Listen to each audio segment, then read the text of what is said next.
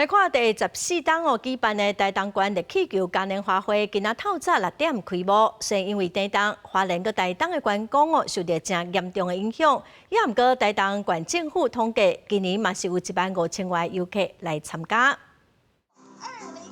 台东县秀罗主打的热气球嘉年华会，初六透早6点，21粒国内外造型球陆续升空，正式宣告为期45天的热气球嘉年华会盛大开幕。因为花莲大地震了后，为北部往东部的铁公路交通，也因为北立受阻碍。台东秀罗订房率也无够5成，也毋过也是有游客为北部坐北回铁路到台东参加。官府统计现场有超过15000人参加开幕。我们那个时候来的时候还很担心，说会不会因为摊方问题，然后让我们没有办法如期到我们今天的热气球活动。但是好险之后有开通了。受到地震的影响，就是大家都忘记要来台东了，所以我们希望透过热气球，让大家提醒是时候来到台东走走了。过去东东县热气球嘉年华会举办期间，有游客也会早无人机来飞行摄影，也毋过无细力吸到热气球会影响飞行安全。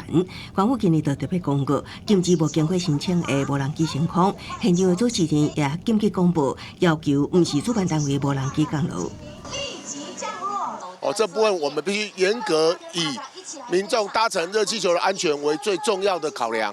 官府强调，欢迎游客到台东参观热气球活动，也毋过影响飞安的无人机会加强处理。一旦查获无经过申请伫高度120公尺以内活动场地飞行，会以违反民用航空法相关罚15万。记者综合报道。